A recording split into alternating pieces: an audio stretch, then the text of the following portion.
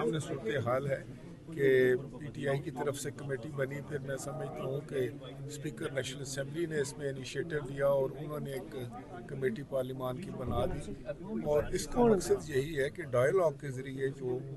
معاملات ہیں وہ طے کرنے کی کوشش کی جائے، اور اس کو ایک مثبت انداز سے دیکھنا چاہیے۔ اور آج ایک اچھے ماحول میں گفتگو ہوئی ہے، اور ان کے ممبرز آج آپ کو پورے نہیں تھے، اور جس کی وجہ یہ تھی کہ ان کے یہ ہنگامی طور پہ اسپیکر صاحب نے پہلے میٹنگ بلائی تھی۔ اب 2 تاریخ کو جو میٹنگ ہونے جا رہی ہے اس میں جو اپوزیشن والے ہیں، پی ٹی آئی والے ہیں، وہ اپنے چارٹر آف ڈیمانڈ لے کر آئیں گے، تحریری طور پر وہ کمیٹی کے سامنے رکھیں گے کہ ان کی کیا ڈیمانڈ ہے، وہ کیا چاہتے ہیں، اس پہ پھر گفتگو۔ راج صاحب یہ بتائیے گا کہ جو ایک سوشل میڈیا پہ دھما چوکڑی مچی ہوئی ہے، جو پروپیگنڈا کیا جاتا ہے، جو ریاستی اداروں اور پولیٹیکل لیڈرشپ کے حوالے سے باتیں کی جاتی ہیں، اس حوالے سے بھی کچھ چیزیں ڈسکس ہوئی ہیں؟ دیکھیں، میں آپ کو بتاؤں کہ یہ ایک افسوسناک بات ہے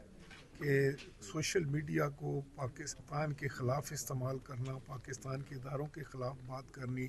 اور پروپیگنڈا کرنا اور پاکستان کو غیر مستحکم کرنے کی کوشش کرنا، تو ایسا ہی ہے جیسے جو کوئی دشمن ملک جو ہے وہ ہمارے خلاف کوئی ہائیبرڈ وار کرے۔ تو میں یہ ضرور کہوں گا کہ اس قسم کا جو معاملہ ہے اس کو فوری طور پر رکنا چاہیے، اس کو جو ہے وہ کنڈیم کرنا چاہیے، اور ہر پاکستانی کا یہ فرض ہے کہ وہ یہ جو سوشل میڈیا پر ایک ایسا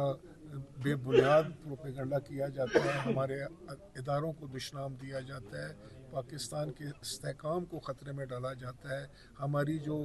آپس کی ایک محبت اور بھائی چارہ ہے اس کو ختم کرنے کی کوشش کی جاتی ہے، نفرتیں پھیلانے کی کوشش کی جاتی ہے، پاکستان کو کمزور کرنے کی کوشش کی جاتی ہے، اس کے راستے میں ہمیں دیوار بننا چاہیے۔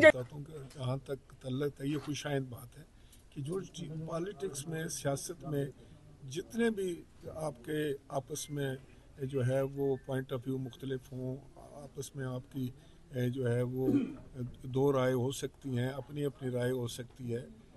لیکن ملکی مفاد میں ڈائیلاگ کیا جاتا ہے، اور میں یہ خوشائند بات اس کو سمجھتا ہوں کہ آج یہ ڈائیلاگ شروع ہوا ہے۔ سر، آج جو فیصلہ مؤخر ہوا ہے وہ اسی لیے ہوا ہے؟ نہیں، آج فیصلہ اس لیے مؤخر ہوا ہے کہ آج بہت سارے ان کے ممبران موجود نہیں تھے،